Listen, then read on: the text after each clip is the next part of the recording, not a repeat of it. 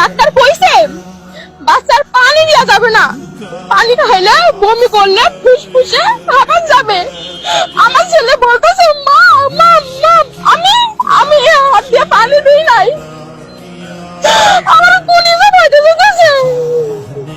Last পর্যায়ে আমার ছেলেটাকে আমি লাস্ট পর্যায়ে যখন হার্টবিট 102, রাত 4টার সময় 102, আমি বলছি স্যার আমার ছেলে পানি চাইছে, আমি পানি দিই না।